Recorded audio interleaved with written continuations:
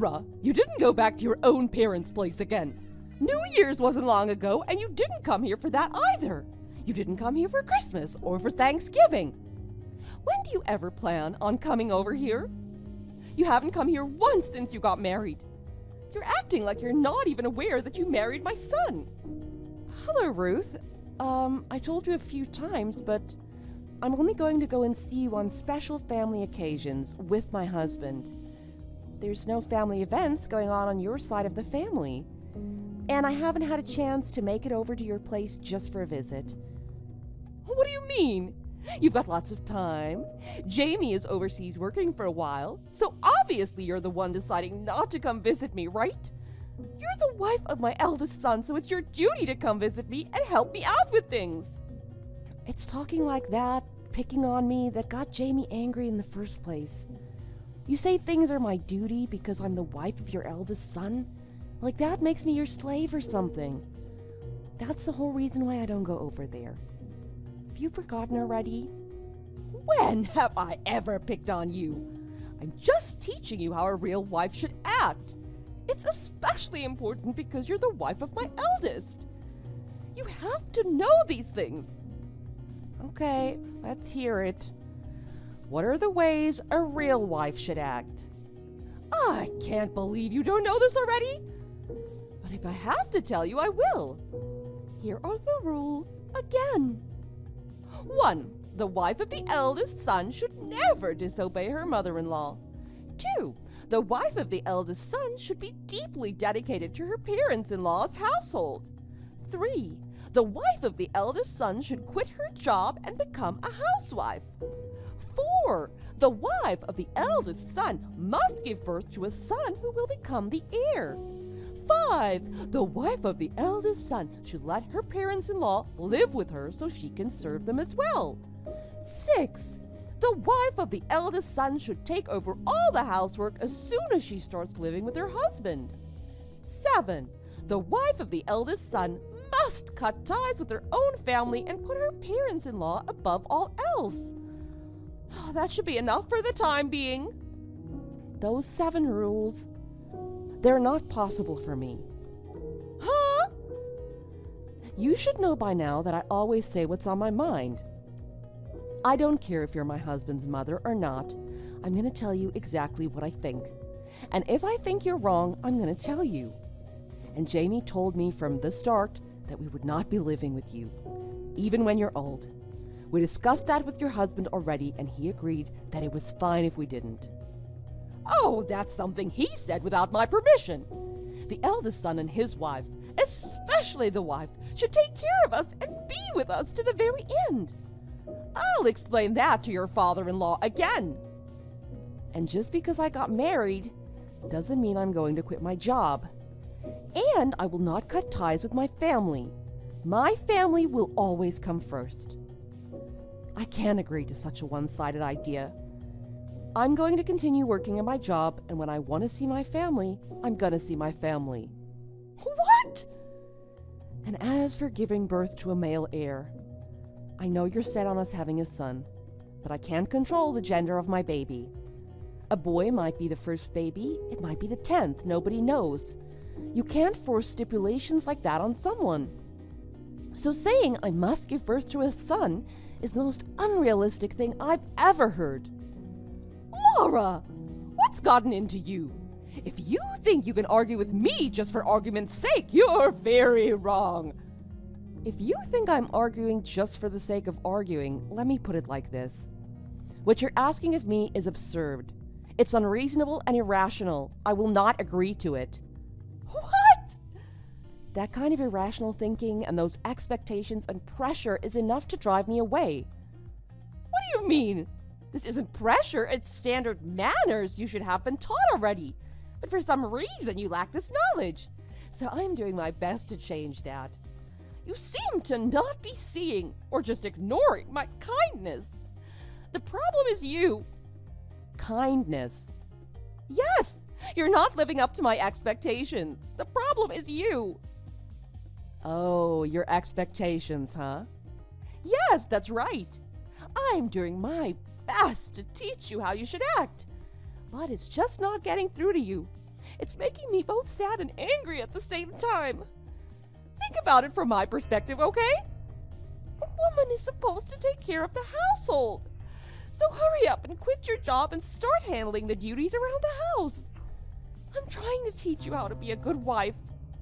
Not all families run the way you think. Jamie and I run our household based on what we value and what we think is important.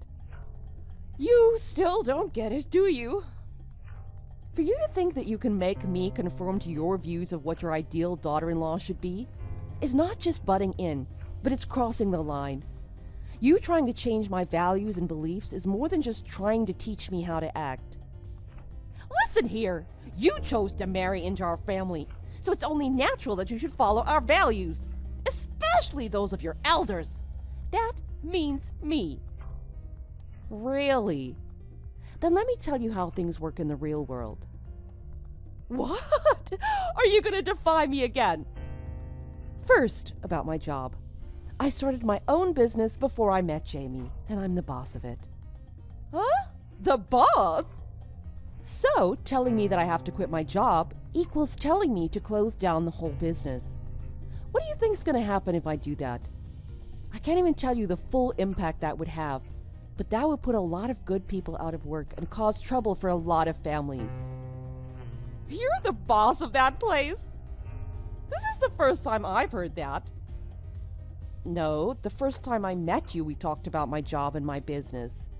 But you told me a woman shouldn't talk about such fantasies as that.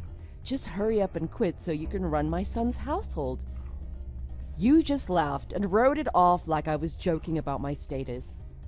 No matter how many times I try to tell you, you'd just say, "Stop with this fantasy, darling, and just listen to me." Then you'd go on and on about what a daughter-in-law should do. That's the only thing your conversations ever consist of. I was just telling you what is expected of you if you want to be part of my family. Jamie, though, was completely surprised and embarrassed about how one-sided your idea of an ideal daughter-in-law is. He told me not to bother trying to please you. He said that! Honestly, he told me I could block you from sending me messages if I wanted to. He knew, since he was going to be overseas working for a long time, that you'd try to change me. Luckily, it's really easy for me to keep in contact with him if I need to talk to him. I'm getting a little bit off topic here. Anyway, are you still telling me to quit my job? I don't know.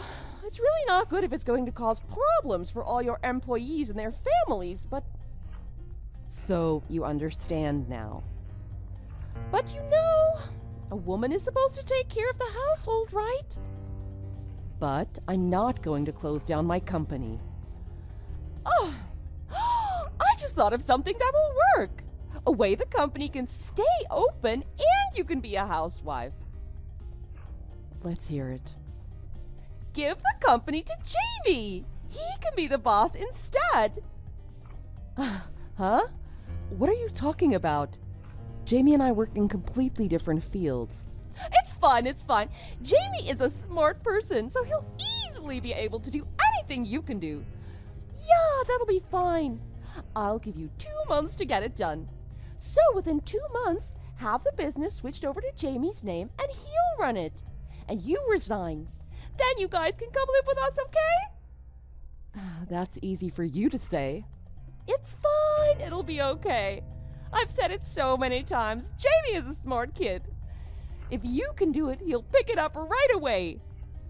Do you know what you're saying to me right now? Of course I do. Well, that's all decided, so contact Jamie right away and we'll have him return home. Jamie? He's here with me right now. He said he's going to message you right now. He wants to talk to you. I suggest you listen to what he has to say. Mom? Jamie, when did you get back to America? Yesterday. I'm surprised. You should really tell me ahead of time about things like this. I had some things I had to take care of suddenly. There's some things I have to do here at head office, so that's why I came back. I'm heading back overseas the day after tomorrow. But from next month on, I'll be working back here again. Great! You can give them your 2 weeks' notice tomorrow. Huh? If you look at Laura and I's chat, you'll understand. 2 months from now, you're going to be taking over Laura's company. So you might as well hurry up and quit that job you're at now. Mom, is this about you wanting Laura to be a housewife? Do you even know what a job is? Huh? The international company I'm working for now? This is the job I've been dreaming of my whole life. You know that, right? And you just want me to up and quit just like that? What's wrong with you? But Jamie, you can become the boss. Your salary will increase drastically. It'll help not only your father and I in our old age, but you as well. I've talked to Dad. He's already got a few things prepared for when he gets older. He said he has no intention of relying on me. Oh, I'll talk to him and change his mind about that. Don't you worry. Don't bother trying to persuade him. I agree with his idea. What? And all I ever hear is that you're trying to push your views and opinions on Laura. I don't think I can forgive you for that anymore. And now to get Laura to be a housewife, you're trying to get her to quit her job and have me take over for her? That's absurd. You've gone too far. But... No buts. Do you even know what kind of company Laura runs? Well, no, I just found out she was a boss a short time ago. It's not that you just found out. It's that you've never listened to us before. Laura runs a company made up of highly trained experts, herself included. The majority of people working there have to have advanced degrees in their field. Highly trained experts. You've got to study for years and years to even get in the door at her company. And you expect me to be the best in the field in 2 months. You're crazy. Well, what the heck kind of company is it then? If I even try to explain it, I can just see you going there and making trouble. So I'm not even gonna tell you. But... Laura and I both love our jobs. We look forward to going to work every day. And because we respect each other and our jobs, our marriage is going great. I'm not going to let your selfishness ruin everything for us. Oh, selfishness! It is selfishness, no matter how you look at it. Laura's deleting you from our contact list as we speak. Wait, hold on. The only reason you haven't been blocked already is because Laura is so kind. No matter what, Laura's not going to have anything to do with any family events on your side ever again. What are you saying? She's the wife of my eldest son. She has to perform her duties. I can't forgive her for this. Stop acting stupid. This is all happening because of you. Until you can understand that, you won't be seeing me either. Jamie! How can you do that to your mother? If you want to contact me, do it through Dad. Bye. Even after Jamie told her that, and after getting a lecture from her husband, Ruth still wouldn't change her mind. I guess from the beginning, her idea of what it would be like when she grew old never matched anyone else's. After arguing about it for a long time with her husband, she couldn't take it anymore. One day, she just shoved a set of signed divorce papers in her husband's face and said, "If you're not going to agree with me on this, I'll divorce you." My father-in-law was so happy. He finished filling the papers out and handed them in the next day. Apparently, Ruth was just trying to scare her husband with them. She didn't think he'd actually divorce her. She almost had a nervous breakdown when she found out he had submitted the papers. But it was too late for her at that point. When Ruth left home, she figured we'd just let her live with us. So she had all of her belongings sent to our house. Ruth didn't tell us anything about it. Jamie was furious when the movers showed up at our door unannounced. Before allowing the movers to unload anything, Jamie called his uncle and convinced him to take Ruth's stuff. We had the movers forward everything to Jamie's uncle's house instead. When Ruth showed up at our house later, all nonchalantly, Jamie's uncle came and took her away. She's now living in a tiny spare bedroom at her brother's house, ashamed with how her life has turned out. Thanks for watching. If you liked this video, please press the like button. See you next time!